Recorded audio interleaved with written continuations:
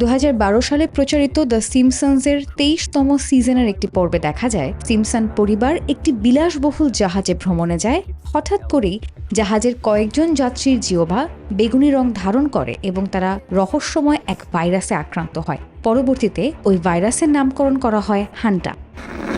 This is General William Sullivan with an emergency message. Outbreak of the deadly Pandora virus is spreading rapidly. বাস্তবেও সম্প্রতি MV হন্ডিয়াস নামের একটি জাহাজে hanta ভাইরাসের সংক্রমণের খবর সামনে আসে।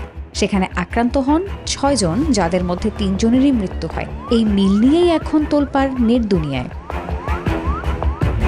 তবে এটিই প্রথম নয়, এর আগেও দ্য সিম্পসনস ঘিরে এমন ভবিষ্যৎবাণীর আলোচনা হয়েছে বহুবার। ডোনাল্ড ট্রাম্পের মার্কিন প্রেসিডেন্ট হওয়া থেকে শুরু করে টাইটানিকের ধ্বংসাবশেষ দেখতে যাওয়া সাবমেরিন দুর্ঘটনা, বিভিন্ন ঘটনার সঙ্গে কার্টুনটির পুরনো পর্বের মিল খুঁজে পেয়েছে দর্শকরা। 2006 সালের একটি পর্বে সমুদ্রের গভীরে অভিযানে গিয়ে বিপদে পড়ে সিম্পসন পরিবার। 2023 সালে ওশেন গেট সাবমেরিন দুর্ঘটনার পর সেই পর্ব নতুন করে ভাইরাল হয়।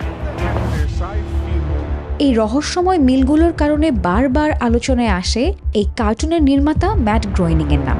বিশ্বের প্রভাবশালী ব্যক্তিদের নিয়ে আলোচিত এপস্টিন নথিতেও তার নাম উঠে এসেছে, যদিও তখন খুব বেশি মিডিয়া আলোচনায় আসেননি তিনি। আর আদালতে তার বিরুদ্ধে কোনো শক্ত প্রমাণ উপস্থাপন করা না যাওয়ায় আইনি জটিলতার বাইরেই রয়ে গেছেন তিনি। অনেকে মনে করেন এটি শুধুমাত্র কাকতালীয়, এমনটা ভাবেন ম্যাট গ্রোয়েনিং নিজেও। কিন্তু প্রশ্ন থেকে যায়, এতবার বাস্তবের সঙ্গে কার্টুনের মিল কি শুধুই কল্পনা, নাকি সময়ের আগেই কোনো ইঙ্গিত রেখে যায় যা আমরা পরে বাস্তবের সঙ্গে মিলিয়ে দেখি? নাফিসা হক, নিউজ 24। সব মশার বিরুদ্ধে সুরক্ষা দিতে এলো বসুন্ধরা এক্সট্রিম অ্যারোসল। মশার বিরুদ্ধে এক্সট্রিম সুরক্ষা।